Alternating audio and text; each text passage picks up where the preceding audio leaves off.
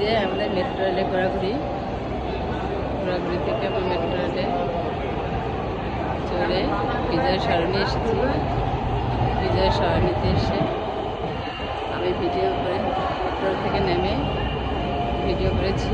Video করে আপনাদের সঙ্গে দেখাচ্ছি। আমরা এখন বিজয় সরণির ভিতরে যাবো,